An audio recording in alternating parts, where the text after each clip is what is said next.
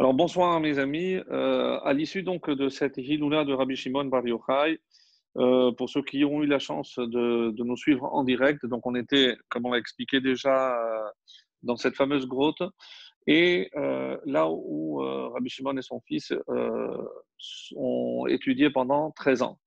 Alors, Baruch Hashem, donc on est là et on va essayer, avec les forces qui nous restent, après cet aller-retour express, Baruch Hashem, à Méron, donc d'entamer ce cours concernant les deux parachiotes que nous lirons ce Shabbat, Behar et Bechukotai, avec lesquels d'ailleurs, comme vous le savez, on finira le troisième livre de la Torah, le livre de Vayikra. Alors, un petit rappel à ce sujet, et c'est rapporté dans le traité Megillah, qu'on a l'habitude donc de lire, comme vous le savez, il y a deux parachiotes qui contiennent. Alors, on va utiliser le mot, même s'il fait mal aux oreilles, c'est le mot kelalot, malédiction.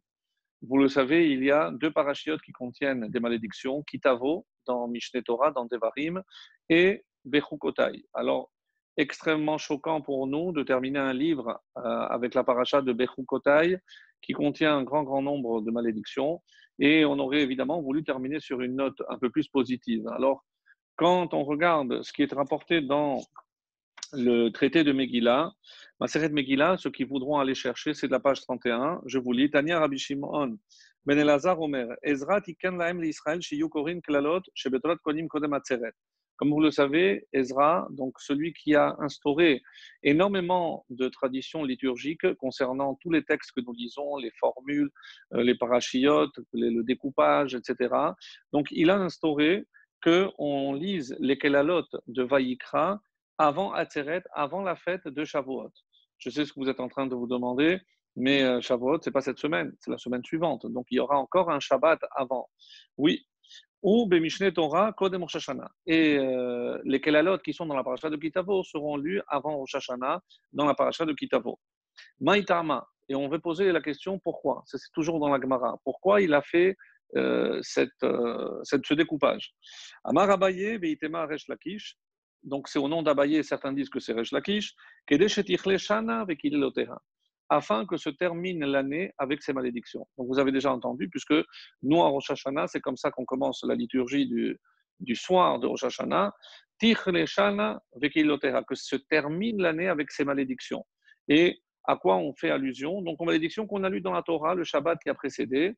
Et c'est comme ça, donc ça tombe bien. Donc on a lu toutes les malédictions, comme ça l'année se termine. Et Tachel Shana Obitrotea, que commence l'année avec sa bénédiction. Donc c'est une façon de souhaiter donc un bon début. Alors, Bishlama, alors la Gemara est plus longue, je coupe. Alors, je ne comprends pas, parce que par rapport à Vayikra, Atu Atzeret Rosh Hashanahi, alors on a posé la question, mais que se termine l'année, mais de quelle année tu parles? Est-ce que la fête de Shavuot, c'est un nouvel an? Je sais que Rosh Hashanah, c'est un nouvel an, mais Shavuot, je ne savais pas que c'était un nouvel an. Oui. Alors, oui, parce que c'est marqué dans Rosh Hashanah qu'il y a plusieurs, donc 4 Raché Shana, donc 4 nouveaux débuts d'année, ou Be'atzeret, et il y a un jugement à Atzeret, donc Shavuot, à Alperot Ha'ilan. Donc il y a un jugement sur les fruits de l'arbre. Donc très étonnant, donc on va laisser ça de côté, parce qu'on ne comprend pas très sincèrement quel serait le lien entre Shavuot et les fruits de l'arbre. Vous allez me dire, oui, mais parce que à Nissan, on a fait Birkat Ha'ilanot, on a vu donc déjà fleurir les arbres, donc à Shavuot, il y a déjà les fruits. Alors, c'est peut-être pour ça que à Shavuot, on va demander, on va être jugé sur les fruits de l'arbre. Donc, ça, c'est un premier point que je vais laisser de côté, puisqu'on va revenir par rapport à cette notion d'arbre. Et surtout, laisser dans un petit coin de la tête que l'homme a été aussi comparé à l'arbre des champs.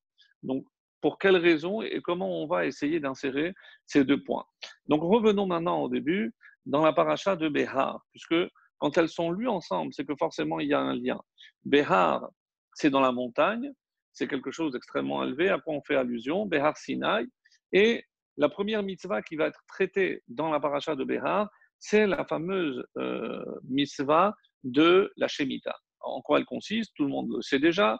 C'est la Shemitah, la 7e année, donc d'après un décompte très particulier, jusqu'à aujourd'hui encore, on a ce compte. Et la 7e année, on n'a pas le droit de travailler la terre.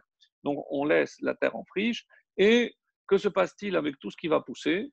Comme ça ne m'appartient pas, alors quiconque veut rentrer peut venir et se servir. Et que devient le propriétaire? Il regarde ça. Alors, je ne sais pas si vous imaginez quelqu'un qui pénètre dans votre propriété privée, dans votre champ, et qui commence à se servir, à manger, à prendre tout ce qui a poussé. Alors, et vous n'avez le droit de rien dire. Alors, c'est d'abord, on ne comprend pas, parce que d'abord, et c'est la première question qu'on posera ce soir, comme vous le savez, ce n'est pas la première fois qu'on parle de la Shemitah. Donc, on a déjà vu toutes ces règles-là dans la paracha de Mishpatim. Exactement. Bon, j'ai laissé le temps pour que les gens qui avaient deviné.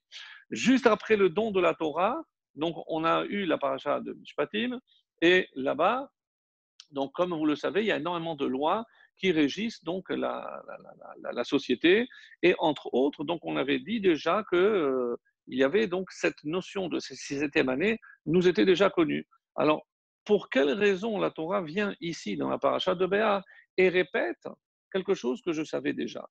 Alors, avant de répondre à ces questions, il faut que vous sachiez qu'il y a une marque loquette. Qu'est-ce que c'est une marque loquette? Il y a une controverse. Donc, si je vous posais la question, lorsque la Torah nous demande de laisser la terre sans la labourer, sans la travailler, vraiment en friche, donc sauvage, bourre, littéralement, comme c'est marqué en hébreu. Donc, pour quelle raison? Quelle est la raison? Alors vous allez me dire, oui, la Torah ne donne pas toujours les raisons en mitzvot. C'est vrai. Mais maintenant, je veux comprendre pour quelle raison la Torah me demande. Alors, ça touche ma terre. Donc, légitimement, comme la suite de la paracha dira, et si tu demandes qu'est-ce que je vais manger la 7e et la 8e année, puisque je n'aurai pas le temps de semer, donc encore moins de récolter. Alors, quel est le sens de cette mitzvah? Et il y a une marloquette entre deux opinions. D'abord, Rambam, dans le guide des égarés, dans Moré Nevuchim, dit que c'est une mitzvah qui relève Chevrati Moussari. On pourrait traduire ça en hébreu socio-moral. C'est-à-dire, qu'est-ce que ça touche? Pour quelle raison la Torah m'a enjoint de laisser la terre en friche? Parce que c'est une façon indirecte de permettre à tous les nécessiteux de venir et de se servir. Donc, si je dois dire quel type de mitzvah, vous savez qu'il y a deux types de mitzvot, c'est Ben Adam la Makom, donc c'est entre moi et Akadosh Baruch Hu, ou Ben Adam la Chavero. Donc, d'après le Rambam, en se basant donc, sur le Moré Nevuchim, qu'est-ce qu'il explique? Que c'est une mitzvah Ben Adam la Chavero. C'est une mitzvah qui incombe donc ma relation à autrui. Donc moi, j'ai la chance d'avoir un terrain, d'autres peut-être n'en ont pas. Alors pendant cette 7e année, en dehors évidemment de toutes les mitzvot, comme vous le savez, qui touchent la terre, à savoir laisser le coin, ne pas ramasser ce qui est tombé. Donc j'ai déjà pensé déjà aux nécessiteux sous d'autres mitzvot. Mais ici, toute cette année-là, je ne vais rien faire. Alors très sincèrement, toute une année, c'est extrêmement long.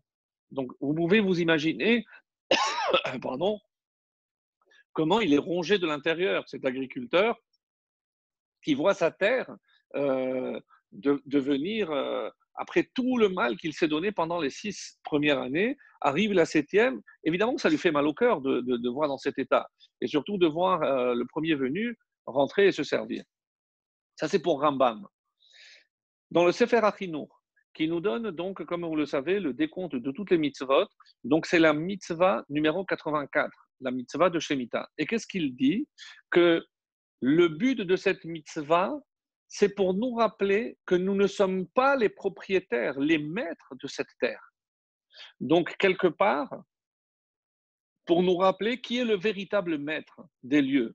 C'est comme dit le Passouk. Donc, il ne faut pas oublier que ce monde a un maître.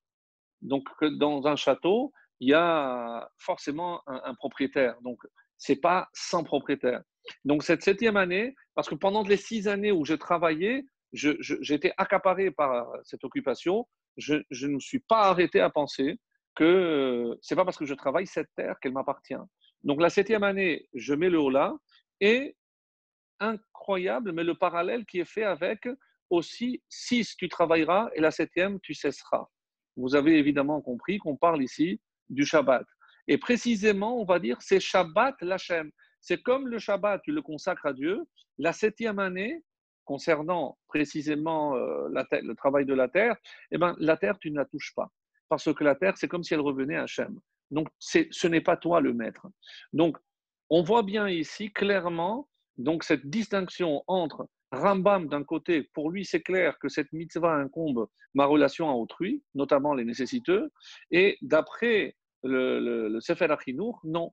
La véritable raison de cette mitzvah, c'est Ben Adam, la Makom, pour me rappeler qu'il y a un Makom. Et alors, c'est comme ça que lorsque je regarde de près, dans la paracha de Mishpatim, je retrouve le pasouk Ve'achelu evione amecha. Comme ça, ils pourront manger les nécessiteux de ton peuple.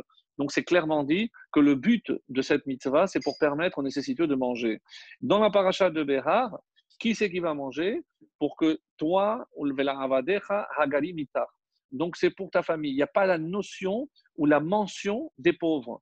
Donc, on voit bien que quelque part, finalement, pourquoi la Torah donne 2 fois cette mitzvah, mes amis, c'est ce qui est très important, parce qu'il n'y a pas finalement de controverse entre le Rambam et le Sefer Achinour, parce que finalement, une fois cette mitzvah est citée dans la Torah, mais en mettant l'accent sur le besoin, les nécessiteux, c'est-à-dire pour que je comprenne que le but de cette mitzvah, c'est penser à l'autre, alors que dans notre paracha, pourquoi on a répété? Parce que le but ici, c'est de nous rappeler que la terre appartient à un Kadosh Baruch Hu. Alors, ça c'est le premier point extrêmement important, parce que, comme vous le savez, il n'y a jamais de répétition dans la Torah. Et c'est que si cette mitzvah est répétée 2 fois, c'est qu'il y a forcément un enseignement. Ça c'est, on va dire, un enseignement qu'on peut tirer du fait que cette mitzvah soit répétée 2 fois. Par ailleurs, donc comme le Rashi le cite et le Midrash aussi, quel est le lien entre, pourquoi préciser que cette mitzvah a été donnée au Har Sinaï? Puisque toutes les mitzvot viennent du Sinaï, donc la question est connue et la réponse est aussi très connue. C'est-à-dire que de la même façon qu'on a reçu au Sinaï tous les détails de cette mitzvah, tous les détails des autres mitzvot ont été donnés au Sinaï. Mes amis, et ça fait partie de ce qu'on appelle la Emouna. Pourquoi? Parce que lorsque je regarde dans la Torah, en tout cas Torah écrite, c'est vrai que j'aurais pu toujours prétendre, je n'ai jamais vu, on n'a jamais parlé dans la Torah de 39 travaux interdits le Shabbat. Donc d'où ça sort? D'où ça sort? Donc il est clair que lorsqu'on dit qu'on a reçu au Sinaï tous les détails, ça ne veut pas dire que tous ces détails ont été donnés par écrit dans la Torah écrite, mais évidemment à l'oral. Moshe Kibel Torah Misinaï, les 40 jours que Moshe a séjourné, ce n'était pas simplement pour apprendre la Kabbalah, parce que le mot Kibel, on aurait pu imaginer évidemment qu'il a aussi reçu tout ce qu'on aurait pu dire sur la Torah. Moshe, comme disent nos Chachamim, il n'y a pas un élève qui va sortir une nouveauté, une nouvelle explication que Moshe Rabbeinu n'ait pas reçue au Sinaï. Ça n'existe pas. Moshe Kibel Torah, il a reçu toute la Torah, tout ce qu'on peut dire sur la Torah, dans les 4 niveaux d'explication, évidemment dans le Sod, tout ce que Rabbi Shimon Bar Yochai dira par la suite, évidemment qu'il a aussi, il a aussi reçu. Mais au-delà de cela, qu'est-ce qu'on veut nous dire? Au moment du Sinaï, le peuple juif a atteint un niveau extraordinaire. Comme vous le savez, on dit que au moment où Moshe nous a posé la question, est-ce que vous voulez recevoir la Torah? On a répondu Naase Venishma. Naase Venishma, on fera et on essaiera de comprendre par la suite, c'est la vraie traduction. Donc, qu'est-ce que cela symbolise? Donc, tellement que, comme c'est rapporté dans la Gemara, que les Malachim, les anges, ont dit, mais qui a révélé aux hommes ce secret? Et c'est quoi ce secret finalement? Pourquoi c'est un secret? Le secret, c'est que Hachem attend de nous que l'on écoute ou que l'on fasse. Et ça, c'est la véritable question.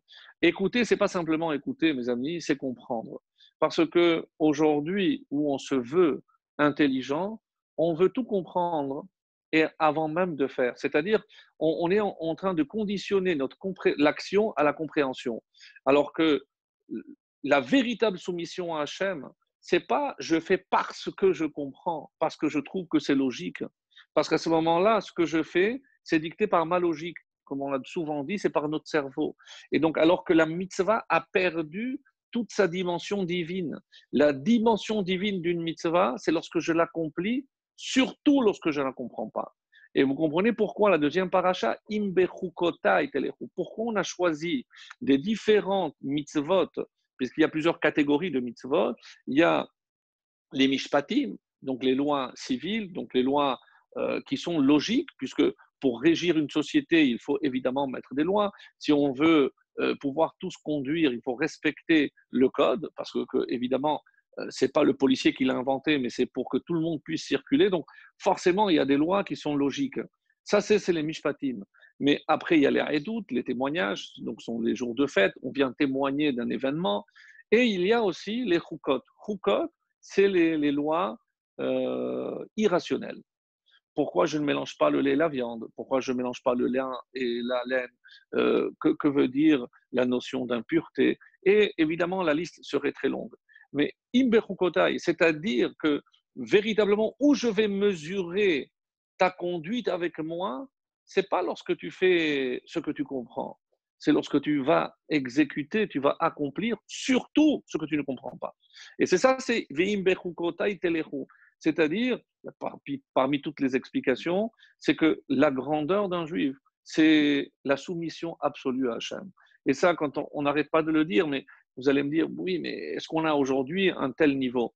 Eh bien, oui, mes amis, oui. Parce que lorsque on prie pour quelqu'un, on ne voit peut-être pas d'amélioration. On a prié énormément pour une personne qui malheureusement nous a quittés. Euh, Est-ce que ça veut dire que mes prières étaient vaines? On le dit souvent, on a cette impression de frustration. Non, c'est qu'il y a des choses qui nous dépassent, il y a des choses qu'on ne comprend pas. Et ce n'est pas parce que je n'ai pas obtenu ce que je voulais que forcément, c'est comme si Hachem n'avait pas accepté ma demande. C'est pas comme ça qu'il faut comprendre les choses. C'est qu'il y a des choses, Han-Nistarot, l'Hachem Elokeinu. Il y a des dimensions qui restent cachées. Pour quelle raison lui doit partir? Pour quelle raison lui va plutôt rester? On n'en sait rien. Juste savoir qu'il y a un jugement qui se fait, que ce jugement est un jugement de vérité et que tout ce que l'on peut entreprendre ici pour la guérison ou pour l'élévation de l'âme de quelqu'un, ce n'est jamais vain. C'est pour ça que j'encourage, évidemment, je ne suis pas en train de dire, si de toute façon Hachem a décidé que cette personne devait partir, à quoi ça sert de faire des tehillim, à quoi ça sert de faire des cours Évidemment que nous, on a la ishtadlout, c'est comme si vous me disiez, alors si c'est Hachem qui a décidé que la personne devait partir, alors pourquoi je vais aller voir le médecin s'il est tombé malade? C'est parce qu'Hachem a voulu qu'il tombe malade. Donc, verapo, hiérapé. On a appris qu'il y a une obligation, pas une possibilité, c'est une obligation. J'ai l'obligation d'aller voir le médecin, de faire tout ce qui est en mon pouvoir. Et dans ce qui est donné à l'homme de faire ici-bas, eh bien, évidemment, il y a le premier pas, c'est aller consulter un médecin, mais ensuite, il reste évidemment les prières, et c'est ce que nous avons toujours fait depuis, depuis le début des temps, pour ainsi dire. Alors, donc je reviens maintenant à cette notion même de Bechukotai. Donc on a compris que il n'est pas interdit de chercher une raison à la mitzvah. Et ce n'est pas parce que ce n'est pas parce que la Torah n'a pas donné de raison ou d'explication que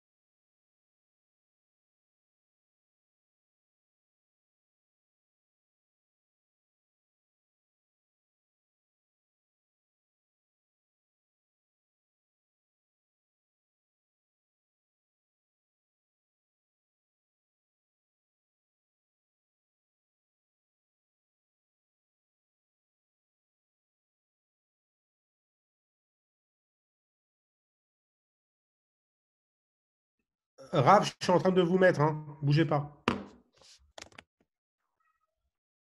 Bousier. C'est bon. C'est bon? Ouais, c'est bon. Voilà.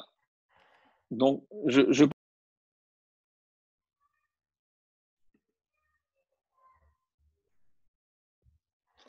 Attendez, attendez, attendez. Vous avez encore coupé. Bougez pas, je suis en train de voir.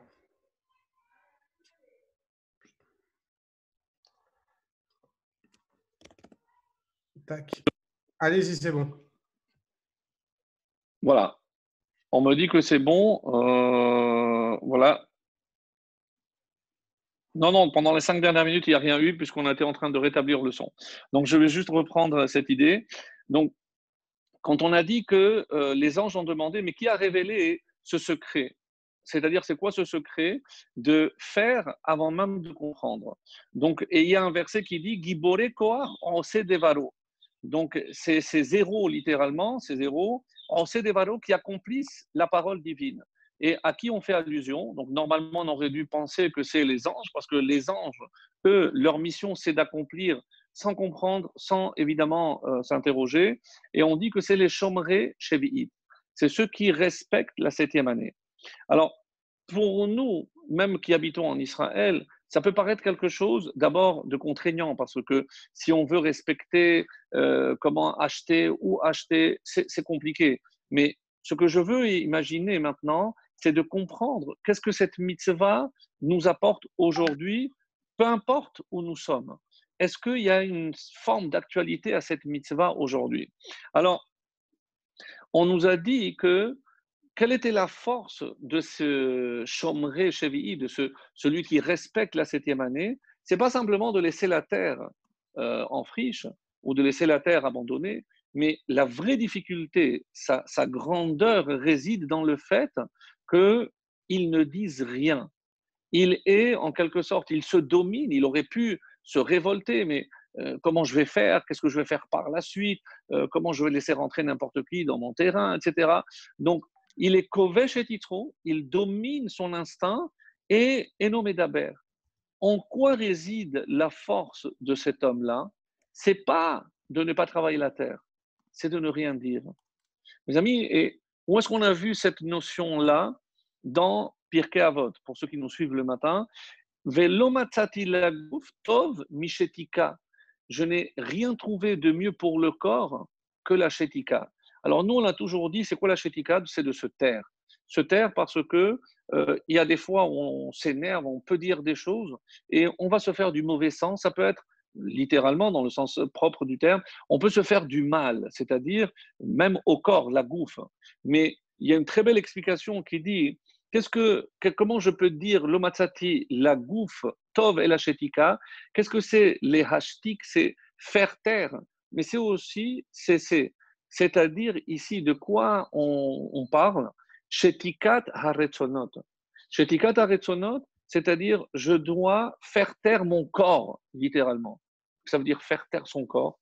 Mes amis, c'est ne pas être à l'écoute du corps, ne pas lui donner tout ce qu'il veut, ne pas euh, ne pas se soumettre à la volonté du corps.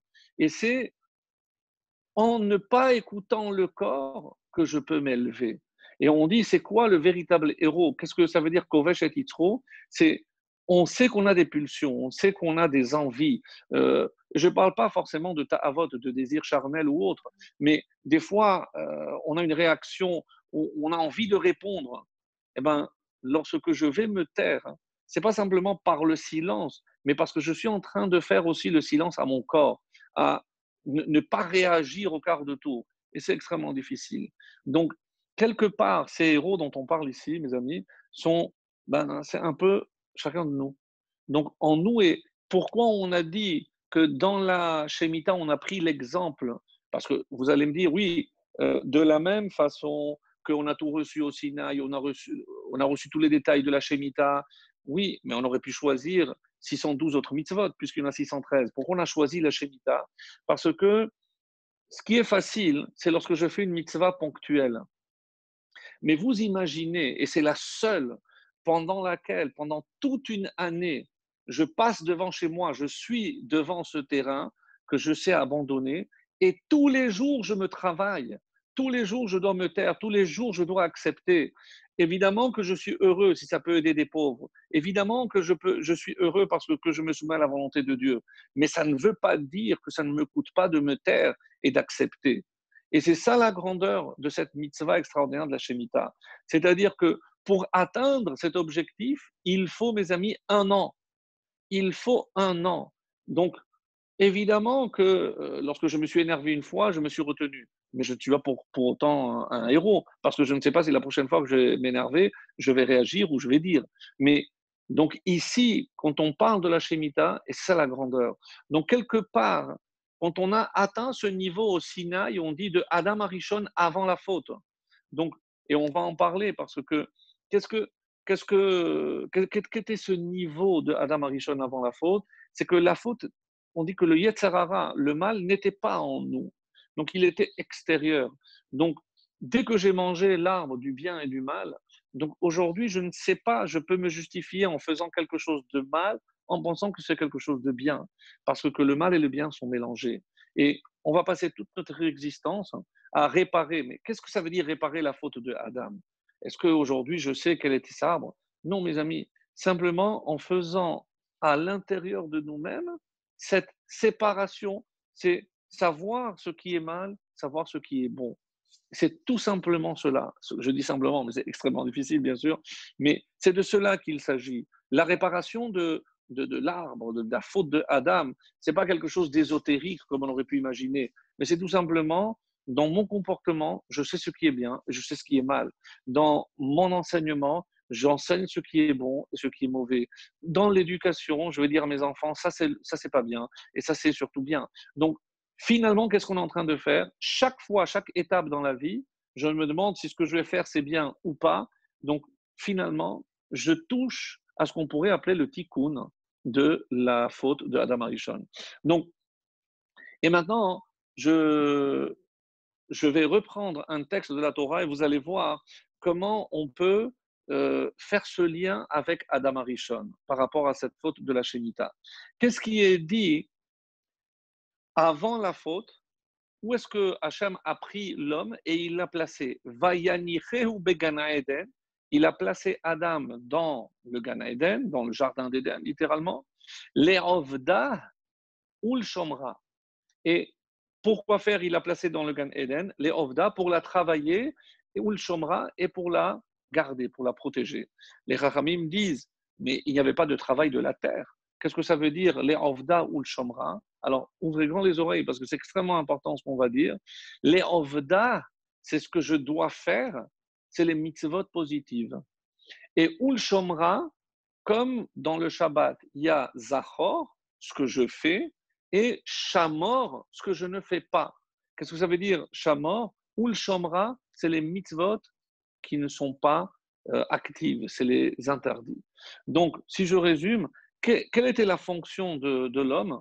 Eh bien, respecter les mitzvot positives et se préserver des mitzvot négatives. Et qui donne cette explication, mes amis? C'est le Zohar. Le Zohar nous explique les Ovda ou le Shomra, donc Rabbi Shimon Bar Yochai, puisque on est encore avec les étincelles de cette journée exceptionnelle de l'Aïloula.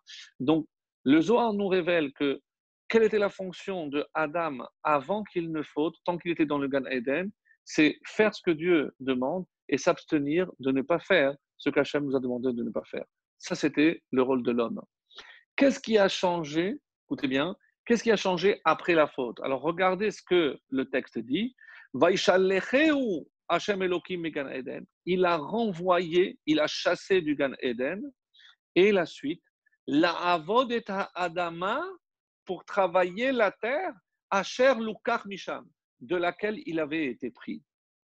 Alors, c'est curieux, parce que avant, donc, il n'avait que des mitzvot à faire. Et maintenant que la terre, je dois la travailler parce qu'elle ne va pas me donner ce que je devais manger. Les arbres ne sont plus là pour me nourrir, puisque c'était dans le Gan Eden. Donc, Dieu m'a chassé. Et maintenant, si je veux manger, je dois travailler la terre. La avod et Adama chez Lucas. Alors, quel est le jour où je ne travaille pas la terre? comme je l'ai expliqué, donc dans le récit de la Torah qui m'introduit le Shabbat, Sheshet Yamin Ta'avod, 6 jours, pardon, tu vas travailler. C'est-à-dire que je vais travailler, quoi? La terre, essentiellement. Et le 7e jour, je ne travaille pas. Mes amis, qu'est-ce qu'on a toujours dit du Shabbat? Que c'est Me'en Olam Haba. C'est comme un avant-goût du Gan Eden. Et bien, c'est exactement ce qu'on est en train de dire. Parce que dans le Gan Eden, je n'avais pas à travailler la terre. Qu'est-ce que je faisais? J'accomplissais les mitzvot. Après la faute, donc maintenant, je suis tenu de travailler la terre, ce qui m'empêchera, bien évidemment, de me consacrer plus à l'étude. Comme on a donné l'explication lorsque Rabbi Shimon Bar Yochai est sorti avec son fils et il a vu cet homme qui travaillait justement la terre, il a brûlé. Alors, est-ce que c'est au sens propre ou pas? Peu importe maintenant. Mais pourquoi? Qu'est-ce qui l'a dérangé? Je dis, mais parce que pour Rabbi Shimon, on l'a toujours dit, lui, il se projetait dans le Olam Haba, dans le monde qui vient, pas là-haut, mais ici, le monde messianique. Il a dit, mais le monde messianique, on ne travaille plus la terre. On est revenu comme au temps de Adam avant la faute. Donc maintenant, on doit faire que les mitzvot, on doit étudier. Donc qu'est-ce qu'il fait cet homme à travailler la terre? Ça voudrait dire qu'on est encore dans les temps non messianiques. Et c'est ça ce qu'il n'a pas compris. Alors, maintenant, si je prends la 7e année où je ne vais pas travailler la terre, alors c'est comme si je revenais, mes amis, au temps où j'étais au Gan Eden, où je n'avais pas l'obligation de travailler la terre. Alors de quoi je m'occupais? Les Ovda ou Shomra, d'accomplir les mitzvot. Parce que j'accomplis les mitzvot, vous allez me dire, oui, mais je vais accomplir les mitzvot avec une préoccupation énorme parce que je ne sais pas ce que j'ai à manger, je ne sais pas comment je mangerai. Oui, mais c'est la meilleure façon d'accomplir les mitzvot. C'est-à-dire, quand je dis soumission, ce n'est pas la soumission, Hachem, il me demande comme un roi, j'exécute. Mais je me poserai la question, mais si je m'occupe que de ça, comment je vais manger? Eh bien, c'est pour ça que toujours on dit, et c'est une explication que vous avez déjà entendue, que la... voilà, bien ça. Que l'épreuve de la Shemitah, c'est le bitachon. C'est-à-dire cette confiance en Dieu. C'est se dire que ce n'est pas parce que je me consacre à ce que je dois. Est-ce que vous pensez que Adam Arishon s'est posé la question dans le Gan Eden, mais qu'est-ce que je vais manger? Vous allez me dire, oui, mais lui, il avait les arbres en face. Oui, mes amis, mais quelque part, nous aussi, si on savait voir, si on savait que Hachem ne va pas nous abandonner, et je fais tout de suite le lien, parce que l'heure Baruch Hachem avance, je fais tout de suite le lien avec les klalotes. Vous savez qu'il y a un midrash magnifique que je vais vous lire, qui dit la chose suivante. C'est le midrash Rabbah. Écoutez bien. Donc la paracha commence par Imbechukotai Telechu. Alors, certains disent qu'un des liens évidents, c'est que parmi ces malédictions nombreuses de cette paracha de Bechukotai, il y a le fait que parce qu'on n'a pas observé, on n'a pas respecté la Shemitah, donc la terre va nous vomir. Donc, évidemment, c'est le lien le plus visible. C'est que là, c'est la mise en garde et ici, c'est la punition. Donc, quelle va être la conséquence? Que la terre va nous vomir, elle ne va pas vouloir parce qu'on n'a pas su respecter la Shemitah. Alors, dans le Midrash Rabbah, il est écrit si vous suivez, littéralement, si vous marchez dans mes préceptes. Alors, on cite un Tehillim dans 119, le psaume 119, le verset 59. Donc, j'ai pensé à mon chemin et mes pieds m'ont ramené vers tes préceptes. Alors, qui parle? C'est le roi David. Et il dit, Ribono shel olam, bechol yom vayom haïti mechashev veomer lamakom ploni vechule. Chaque jour, je me suis dit, je vais me rendre à tel endroit, je vais aller à tel endroit. Ani oler, donc je commençais à marcher vers l'endroit où que je voulais atteindre. Ve'ayu raglai meviot oti le bate knesiot ou le bate midrashot.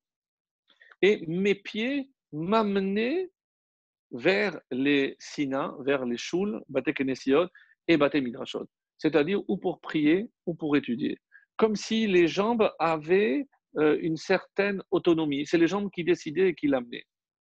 Alors, on demande, qu'est-ce que le Midrash continue et dit Chashavti brachot, chashavti klalot. J'ai pensé aux brachot et j'ai pensé aux klalot. Et quelle est la différence entre les brachot et les klalot? Je ne suis pas en train de dire, évidemment, tout le monde sait ce que c'est une bracha, une klala, une bénédiction, une malédiction. Mais regardez ce que ce beau midrash nous dit. Berachot, mais aleph ad tav.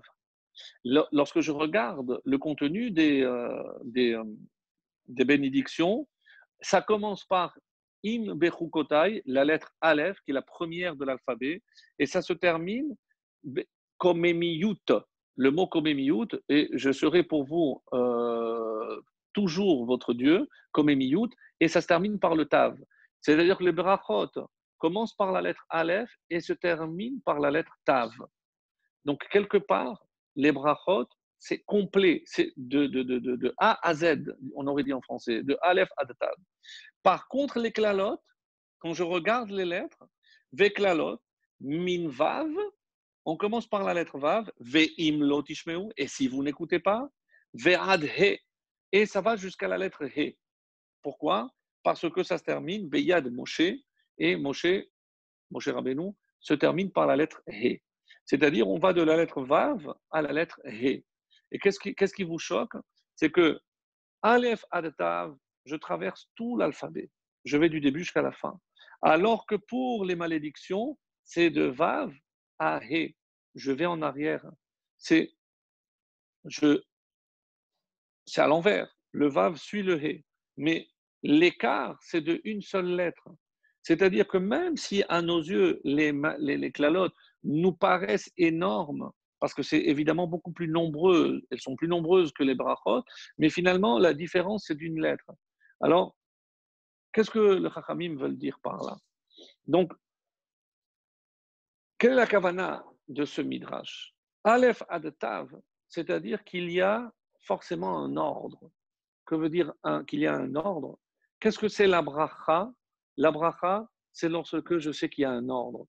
L'ordre tel que Dieu l'a établi. Que veut dire la klala? C'est lorsqu'il y a un désordre. Quelque part, Hachem a créé le monde avec un ordre très précis. Respecter cet ordre, c'est la bracha. Lorsque je vais venir et je vais contrevenir plutôt à ce que Hachem m'a demandé, qu'est-ce que j'entraîne? Un dérèglement dans le monde, un désordre. Et ce désordre, c'est la klala.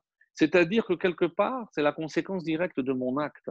Et c'est pour ça que on va voir par la suite que quand on parle ici de brachot, c'est quand je suis le chemin. C'est-à-dire il y a un chemin qui est tracé. Donc, si je suis ce chemin, eh ben forcément, j'aboutirai à la bracha. Comme les Chachamim demandent, pourquoi la Torah commence par le mot Bereshit? Parce que ça commence par la lettre Bet. Et, comme vous le savez, ce fameux Midrash, on dit que toutes les lettres se sont présentées. On a commencé par la plus grande, la lettre Tav, etc. Et on est revenu. Et lorsqu'on est arrivé à la lettre Bet, Hachem a accepté parce qu'il a dit Bet, c'est la première lettre de Beracha. Et que comme toute la Torah est un Keli, est un réceptacle de la Bracha, donc j'ai commencé la Torah et la création par la lettre Bet. Mais le Maharal donne une autre explication. Et il explique que la lettre Bet, c'est déjà deux. C'est la multitude, c'est la multiplication. C'est lorsque je sais que je suis venu dans ce monde pour accomplir des choses. Et on a dit tout à l'heure la différence entre un arbre et la terre. La terre, si je ne la travaille pas, si je ne la laboure pas, elle ne donnera rien. Par contre, un arbre, tous les ans, il donne des fruits. Je sais que je n'ai pas besoin, à part peut-être élaguer, enlever des mauvaises herbes, etc., pour que le fruit puisse pousser de meilleure façon. Mais si on a comparé l'homme à l'arbre, et comprenez que pour revenir à la première question, on a dit quel était le lien entre Shavuot. Vous savez qu'à Shavuot, qu'est-ce qu'on offrait? On offrait 2 pains. Et que dit le texte de la Gemara? Pourquoi on offrait 2 pains? Pour apporter la bénédiction sur les fruits de l'arbre. Et on s'était posé la question, mais quel était le lien? Parce que, encore une fois, quand on parle de l'arbre, c'est par rapport à ce que l'homme apporte. Nous savons très bien que si j'étais capable de voir les forces qui sont en moi, je n'aurais pas eu à travailler la terre comme cette septième année. Qu'est-ce que cette septième année me montre? C'est que finalement, je suis comme un arbre. Je n'ai pas besoin de travailler la terre pour obtenir, mais les fruits sont en moi. Mais qu'est-ce que je dois faire? Veiller à, si jamais il y a un fruit qui est un peu mauvais, pourri, l'enlever. Enlever les scories, etc. Veiller à ce que tout pousse bien. Mais le travail, c'est le travail de l'intérieur. Et c'est comme ça que le Zohar explique que quand on a comparé l'homme à l'arbre, c'est parce que il possède en lui tout le potentiel. Vous savez, on explique aussi à travers euh, un avis qui dit quel arbre s'agissait-il. Lorsqu'on parle, on dit que Adam Arishon a fauté. Alors, de quel fruit il a mangé? Il y a un avis qui dit que il s'agissait de chita. Chita, c'est le blé. Et vous allez vous étonner, vous allez me dire, mais le blé, il pousse dans la terre, il ne pousse pas dans l'arbre. Alors oui, c'est vrai. Mais qu'est-ce que le texte veut nous montrer par là? C'est que avant, c'était un arbre. Et comme l'homme a fauté, donc quelque part, maintenant, il faut c'est comme si le produit de cet arbre est passé à la terre et je ne pourrais l'obtenir à travers un travail ardu. Et ce symbole maintenant de la réparation de la faute de Adam, c'est par le travail de la terre. Donc vous comprenez que cette septième année, en quoi elle est extraordinaire? Dans le fait que je n'ai pas à travailler la terre. C'est comme si j'étais dans les temps messianiques. Et qu'est-ce que je vais manger? C'est ce que Hachem va m'envoyer. Autrement dit, c'est un petit peu comme la manne. La manne qui, elle, descendait d'en haut, elle ne descendait pas d'en bas. Alors, vous, ça vous étonne, vous allez dire, oui, mais on imagine du blé sortir d'un arbre. Alors, il y a un texte dans la Gemara que je vais vous lire, qui est extraordinaire, et où on pose la question comme suit. Donc, il s'agit de savoir si lorsqu'on nous pose des questions, je dois réfuter quelqu'un qui me pose une question sur la Torah. Et alors, c'est pour ça que la Gemara demande, Védivré Torah Maïhi. Quelle est l'attitude que je dois faire si on vient réfuter, comment je dois répondre? Alors, on dit, regarde, Kiha Deyativ Rabban Gamliel Vekadarish. C'est comme ce cas-là où Rabban Gamliel était assis, étudié, et il a commenté l'idée suivante. Atida Isha Sheteled Bechol Yom. Ça va vous étonner, donc ce fameux texte, donc je n'ai pas donné, je crois, c'est dans la Masechet Shabbat, Lamed, donc 30, Amoud Bet, folio B, donc c'est la partie arrière, et vers le bas. Donc, Atida Isha Sheteled Bechol Yom, et de quelle Atida? Elle est appelée A. C'était dans les temps messianiques. Une femme sera appelée à porter un nouveau bébé chaque jour. Alors, plusieurs opinions. Alors, on dit, mais à quoi ça fait allusion? C'est que lorsque les femmes viendront, il y a des femmes qui seront enceintes, des femmes qui auront des bébés, mais il y en a qui disent qu'elles pourront avoir des enfants tous les jours. Alors, comment elle va concevoir, etc. Alors, d'où il apprend ça? C'est chez Nehemar, comme il est écrit, Hara veyoledet yardav.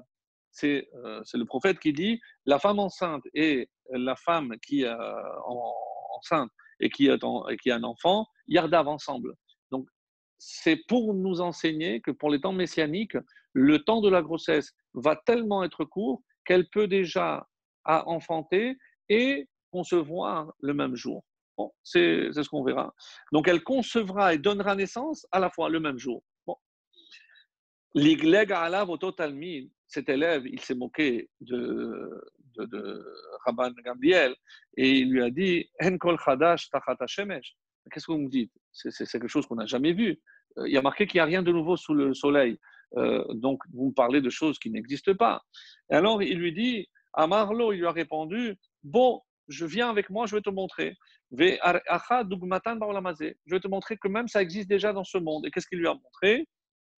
Nafak, il est sorti. Il lui a dit regarde la poule. donc elle pond des œufs tous les jours. Donc la femme sera comme la poule. D'ailleurs, c'est une bracha que l'on souhaite à une femme qui doit accoucher, c'est qu'elle puisse accoucher comme la poule pond des œufs, c'est-à-dire de manière très simple. Donc, ça c'est le texte, mais ce qui nous intéresse, c'est la suite.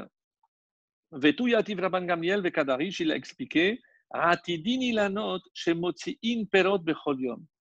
Les arbres vont donner des fruits tous les jours. Donc, c'est assez curieux, puisqu'il faut attendre, on sait qu'il y a des saisons, etc. Lorsque le Mashiach viendra, donc les arbres sont destinés à apporter, on a dit, des fruits chaque jour. D'où il apprend du pasouk Venasa anaf ve'asa peli. Et donc, il y aura une branche et il y aura un fruit. Donc, il donnera et les branches et les fruits en même temps. De la même façon que les branches poussent, eh bien, les fruits vont pousser.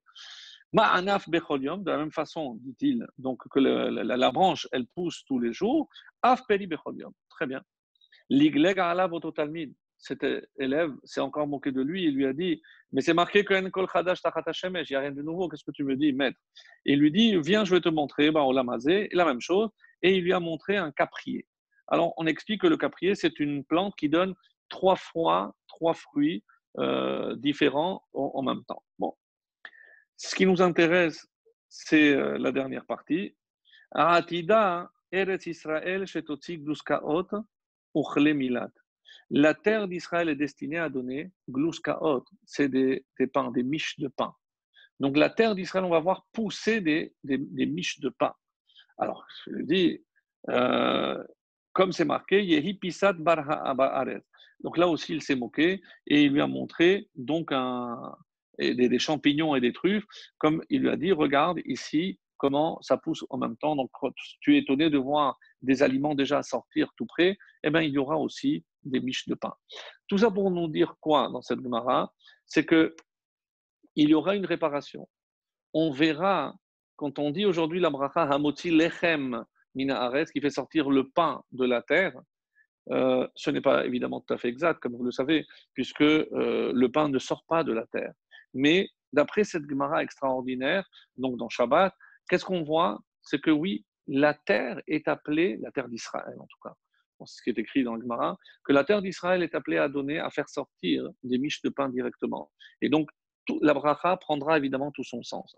Alors, je reviens maintenant à ce que disent les Rachamim par rapport à une explication aussi très belle, quand on a dit que pour les brachot, c'est de Aleph jusqu'à la lettre Tav.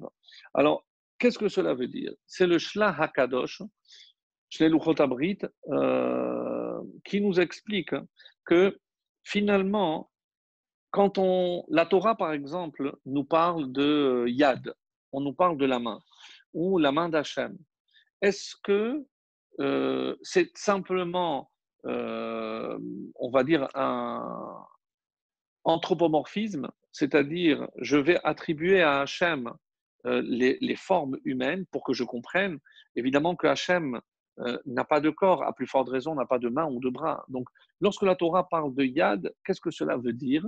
C'est juste la Shon Bene Adam d'Ibera Torah. La Torah parle le langage des hommes, donc pour que je comprenne que c'est la puissance, c'est l'action, etc. Très bien. Mais la Torah, c'est une Torah de Hémet.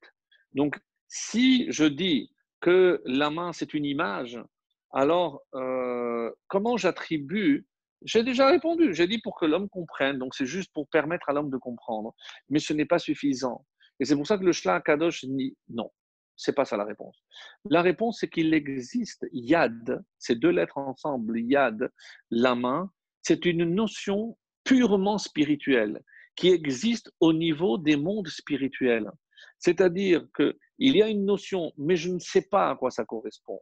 Et comme je sais que Hachem a vu la Torah et a créé ce monde, c'est-à-dire ce monde est la projection de la Torah. Et si la Torah parle de Yad par rapport à Hachem, donc quand je descends dans la projection, donc la main ici, Yad, c'est la projection de cette notion, on va dire spirituelle, que je ne connais pas, dont je ne connais que la forme physique dans ce monde. Autrement dit, quand cette force descend, donc je sors, donc cette force qui descend d'Akadosh Baruch Hu, du ciel, et ici elle prend la forme de Yad. Alors, Et il explique pourquoi. Parce que chaque lettre est porteuse d'une lumière. Et quand je dis que la lettre Aleph, pourquoi elle est muette? Parce que c'est celle qui contient la plus grande lumière. La lettre Aleph, c'est la lumière par excellence. C'est pour ça que la Torah ne pouvait pas commencer par la lettre Aleph. Parce que la Torah est déjà la concrétisation de cette lumière.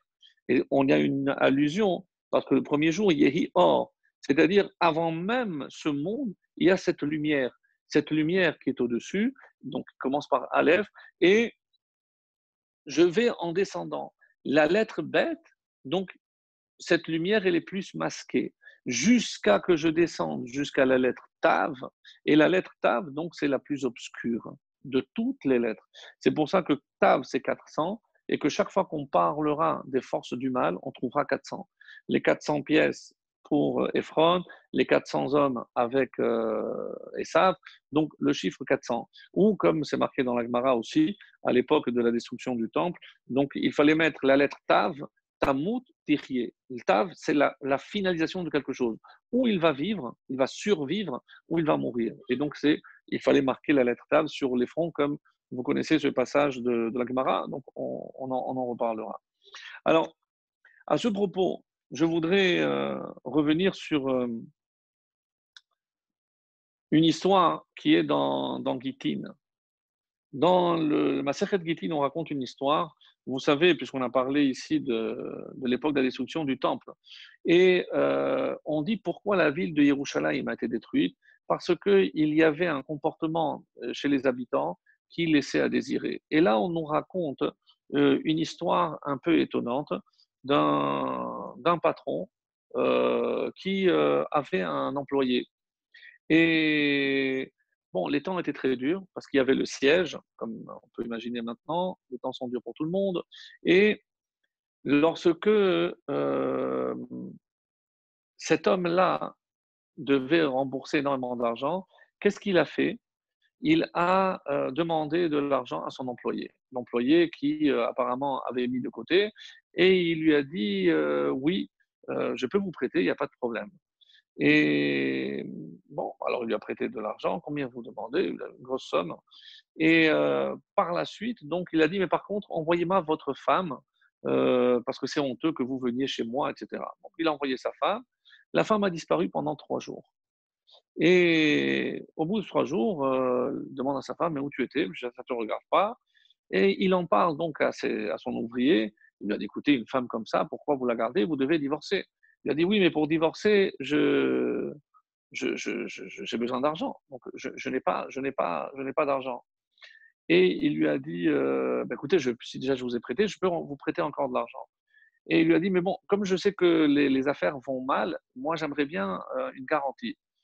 Je lui ai dit, écoutez, tout ce que je peux vous promettre, c'est que si jamais je n'arrive pas à vous rembourser, alors je viendrai vous servir, moi, chez vous. Je serai votre serviteur. Et il lui a dit, d'accord. Et donc, il lui a prêté aussi l'argent. Il a divorcé, évidemment, de sa femme. Il n'a pas pu euh, rembourser sa dette. Et imaginez, lorsqu'il arrive chez son ancien ouvrier, il voit sa femme qui, entre-temps, s'était mariée avec cet homme. Et le voilà donc qui était là maintenant à servir son ouvrier, son employé, et il versait des larmes. Et la Gemara dit que lorsque ces larmes sont tombées dans la coupe, alors ces larmes sont montées jusqu'à Kadosh Baruch Hu, et Kadosh Baruch Hu, il a dit jusque-là, je ne peux pas aller plus loin. Et il a décidé de détruire Yerushalayim. Alors, vous allez me dire, mais qu'est-ce qui s'est passé? Que, il n'a pas eu de l'argent pour prêter, qu'est-ce qui s'est passé?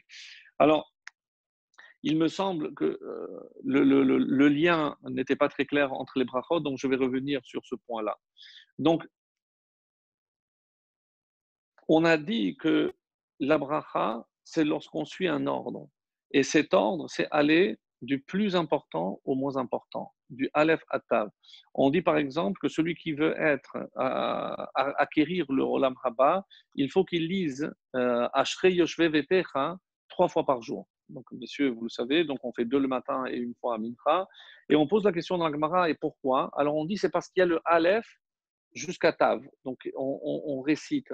Et parce que la bracha, elle descend à travers le Aleph, à travers le Bet, et elle procède jusqu'au Tav. Mais si je procède par ordre, donc je vais recevoir cette bracha. Je ne peux recevoir cette bracha que lorsque je suis un certain ordre. Donc, quand on a dit que les klalotes, c'est à l'envers de Vav à He, donc je suis en train de passer de moins de lumière à plus de lumière. Vous auriez dit, oui, mais je suis en train de tout transformer et de créer un désordre. Et de ce désordre vient évidemment la malédiction. Donc, il y a une autre réponse. Pourquoi c'est bon de faire 3 fois le Hachrei Yoshevetecha donc par jour? Parce qu'il y a aussi Poteach et Yadecha. Poteach et Yadecha, donc je reconnais que c'est Akadosh Baruch Hu qui me donne à manger. Et donc là, peut-être que vous voyez mieux le lien, c'est que la bracha, c'est qu'il ne me manque rien. Et la bracha, c'est lorsque je sais qu'il y a un ordre dans ce monde que je respecte. Donc, en fait, il n'y a pas de réponse, c'est la même. C'est parce que je fais Ashrei Yoshevetecha, donc en suivant l'ordre de l'alphabet, et parce que je sais que c'est que de Hachem que ça vient, donc que toute la nourriture, Poter Yadecha ou Masbia lechol cheratzot, donc c'est lui qui va satisfaire toute créature sur terre. Donc, quelque part, c'est ça la bracha.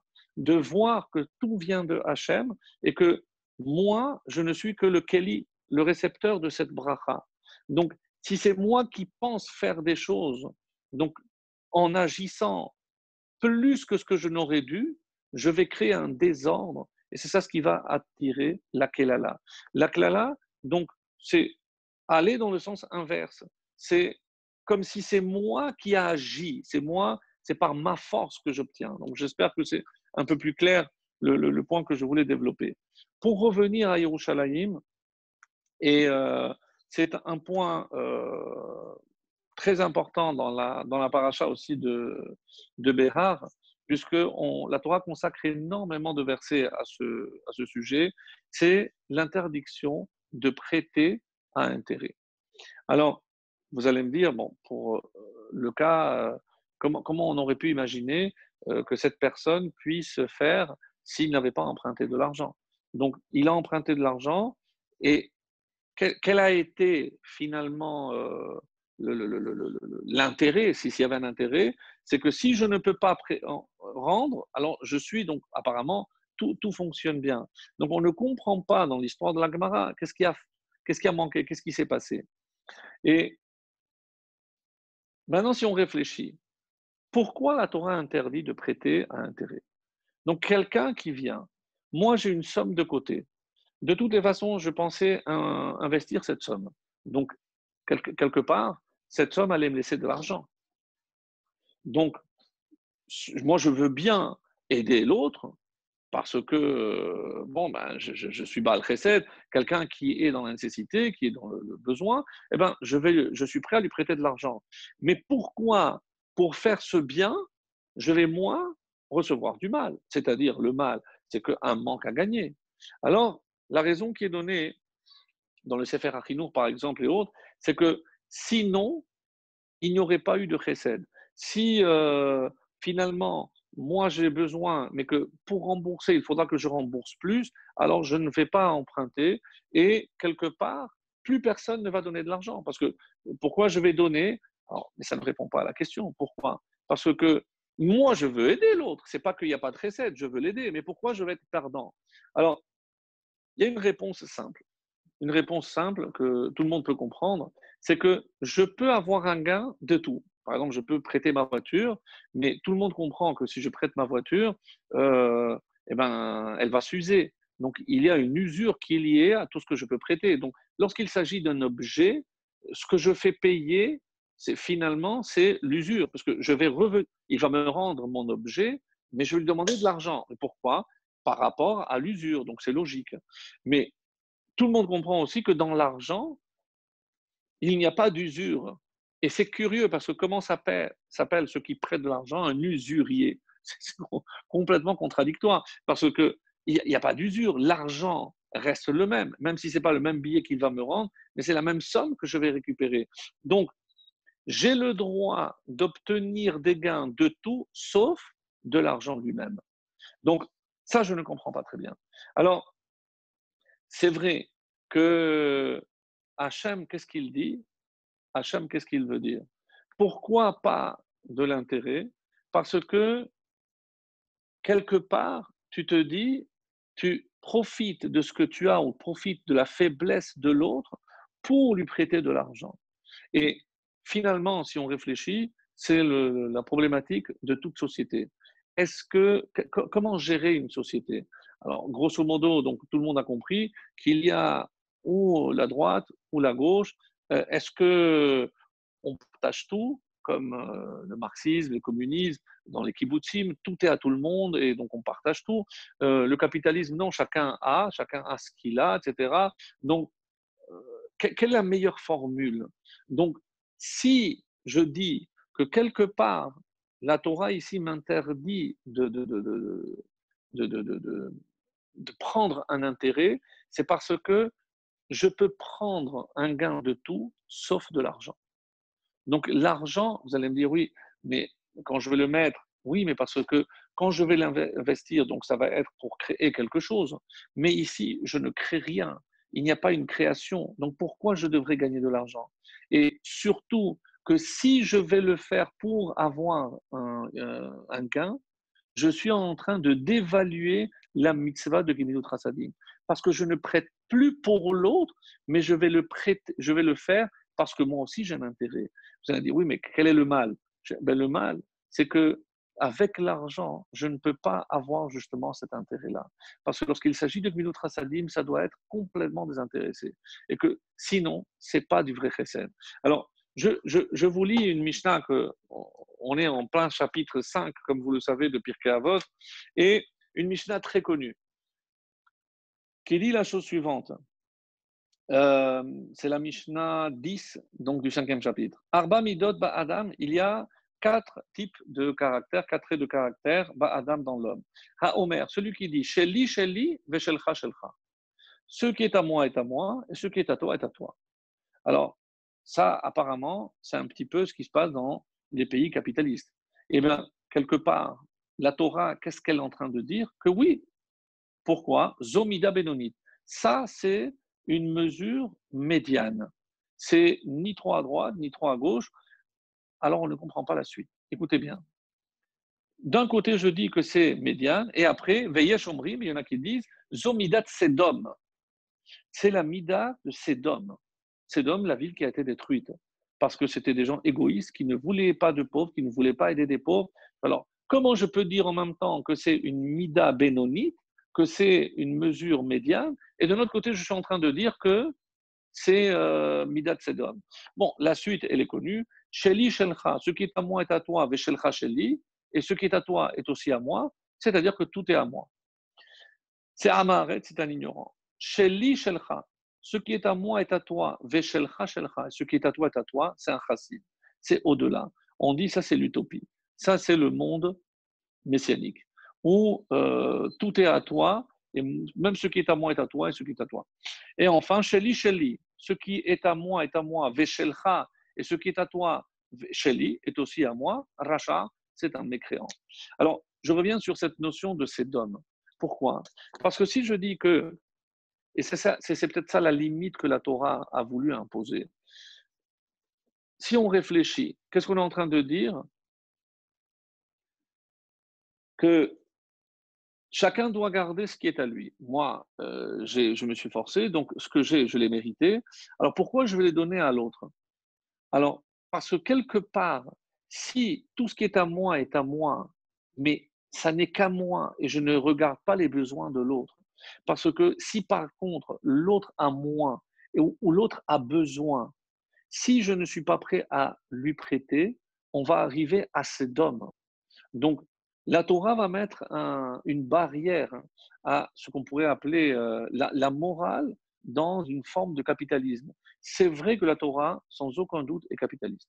Oui, mais avec un bémol. C'est que il y a ce côté éthique. Et c'est pour ça que je dois toujours être à l'écoute de l'autre. Parce que quand je dis que ce qui est à moi est à moi, oui, mais si je vois que l'autre n'a pas, j'ai l'obligation de lui donner.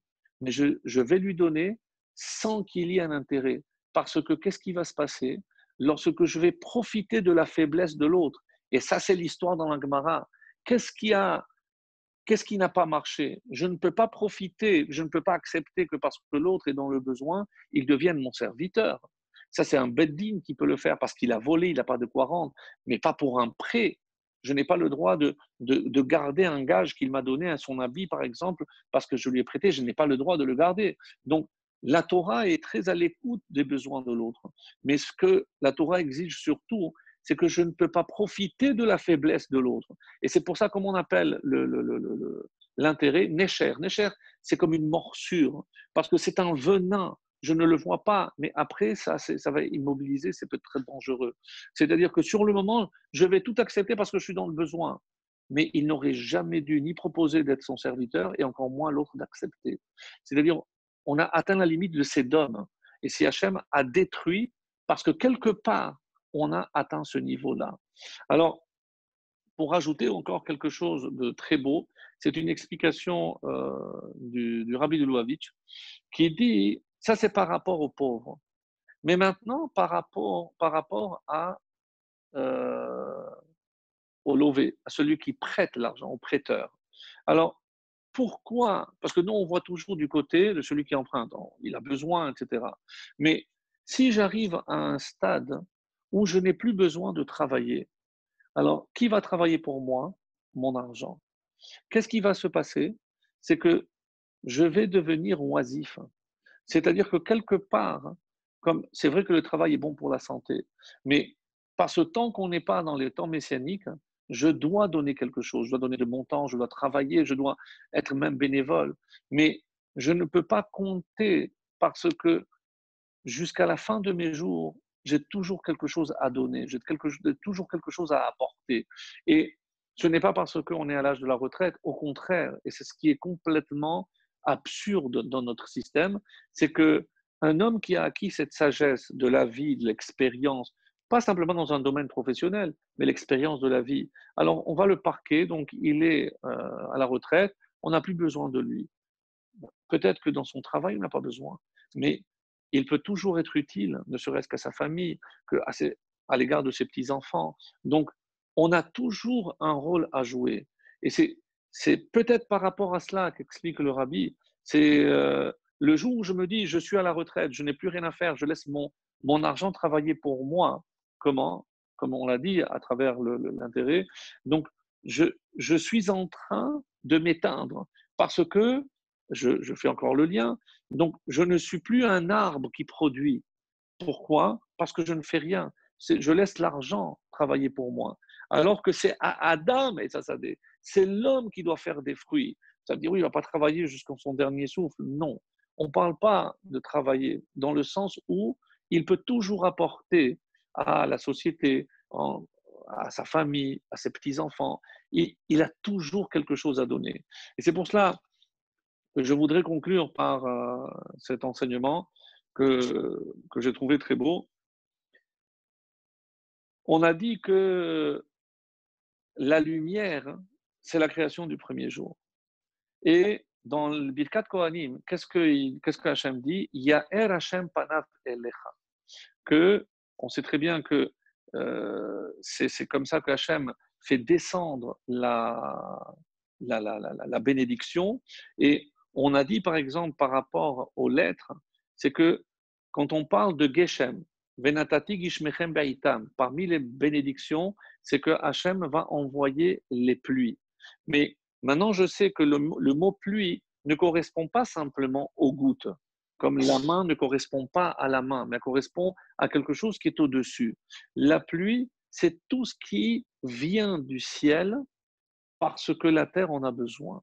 C'est-à-dire, c'est toutes les forces que Hachem envoie Beitam au moment où on a besoin. Et c'est pour ça que le Geshem, c'est l'expression par excellence du Chesed d'Hachem. Comment je sais qu'Hachem se conduit avec Chesed, avec bonté avec l'homme? Et on explique, c'est à travers la pluie. Parce que la pluie, c'est le lien qu'il y a entre le ciel et la terre.